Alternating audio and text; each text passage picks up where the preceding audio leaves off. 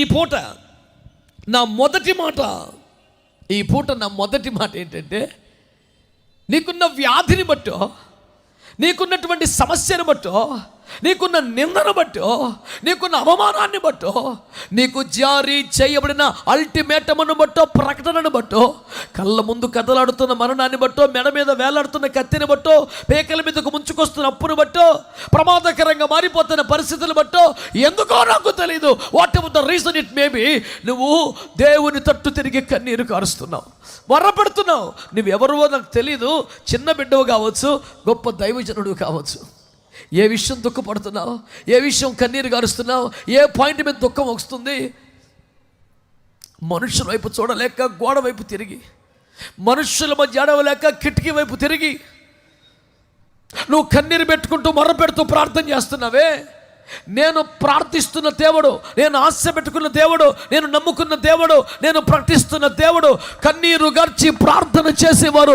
అది ఏ కారణాన్ని బట్టి కన్నీరు గార్చి ప్రార్థన చేస్తున్నా, ఈ గ్రౌండ్లో నీ ఉన్నా, ఎక్కడ కూర్చొని ఈ మాటలు వింటున్నా, ఒక దేవుని సేవకుడిగా, బైబిల్లో ఉన్న దేవుని నమ్ముతున్న వాడుగా ఈ రాత్రి ప్రకటిస్తున్నాను. నువ్వు కన్నీరు కారుస్తుంటే దేవుడు పరలోకంలో మౌనంగా కూర్చోలేడు. నువ్వు కన్నీరు కారుస్తున్న దేవుడు చూసి చూడట్టుగా వదిలేడు. నువ్వు కన్నీరు కారుస్తుంటే దేవుడు పెడచెవిని పెట్టలేడు, దాటిపోలేడు.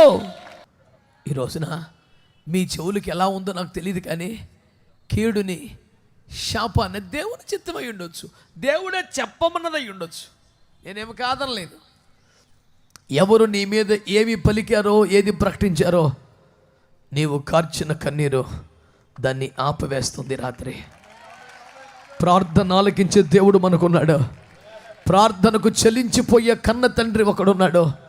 ఏడుస్తూ ఉంటే ఆదమరిచి నిద్రపోయే పిచ్చి తల్లి భూమి మీద ఉంటుందేమో, కానీ నా దేవుడు కన్నీటిని దాటి పోలేని దేవుడు ఉన్నాడని ఈరోజు మీకు మనవి చేస్తున్నాను. దేవునికి స్తోత్రం చెప్పండి. సమాధుల తోటల్లోకి వెళ్ళి మరీ ఒక ఒంటరి మహిళ దగ్గరికి వెళ్ళి చీకట్లో వెళ్ళి, అమ్మా ఎందుకు ఏడ్చుచున్నావు అనే వ్యక్తులు ఎవరన్నా ఉన్నారా? ఎవడి ఏడుపు ఎవడికి కావాలండి? ఎవడి బాధలు ఎవడు పట్టుకుంటాడండి? ఈ రోజుల్లో ఎవడు చావాడు చావాలి. ఎవడు పట్టించుకుంటాడు? నీకు బాగోలేదని అడిగేవాడెవడు? నువ్వు ఎందుకు బాధపడుతున్నావు అడిగేవాడెవడు? నీకు ఏమైందని అడిగేవాడెవడు? మీ ఇంట్లో నలుగురే నువ్వు బాధపడుతున్నావు, ఎందుకు బాధపడుతున్నావు అడగలేదు చాలాసార్లు నిన్ను. నీ ముఖమాల ఎందుకని ఎవరు అడగలేదే? కొన్నిసార్లు అది నీ పొరపాటు అయ్యి ఉండొచ్చు. కన్న తల్లే క్షమించలేక నీ బాధ ఏంది బిడ్డ అని అడిగి ఉండని క్షణాలు నీకు ఉండొచ్చు. ఒకవేళ ఈ రాత్రి నా దేవుడు ఒక మాట మీకు ప్రకటించమన్నాడు. పని కట్టుకొని